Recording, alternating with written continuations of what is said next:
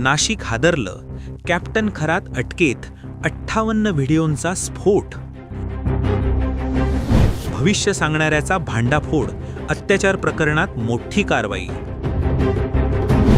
बड्या नावांची एंट्री, पेनड्राईव्हमधून धक्कादायक खुलासे. नाशिकमध्ये मोठी खळबळ उडवणारी कारवाई समोर आली आहे.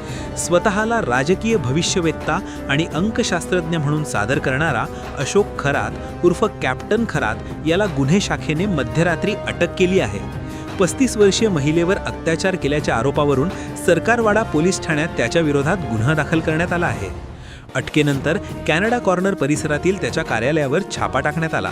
या कारवाईत पोलिसांच्या हाती एक पेनड्राईव्ह लागला असून त्यात तब्बल 58 व्हिडिओ असल्याची धक्कादायक माहिती समोर आली आहे. या व्हिडिओंमध्ये काही नामांकित महिला, सेलिब्रिटी तसेच विविध क्षेत्रातील व्यक्तींचा समावेश असल्याचा प्राथमिक अंदाज आहे. या माध्यमातून ब्लॅकमेलिंग होत होते का याचा तपास सुरू आहे. दरम्यान या प्रकरणात काही मोठ्या नावांचीही चर्चा रंगू लागली आहे. उपमुख्यमंत्री एकनाथ शिंदे यांच्याशी संबंधित जुना संदर्भ आणि राज्य महिला आयोगाच्या अध्यक्षा रुपाली चाकणकर यांचे नाव चर्चेत आहे.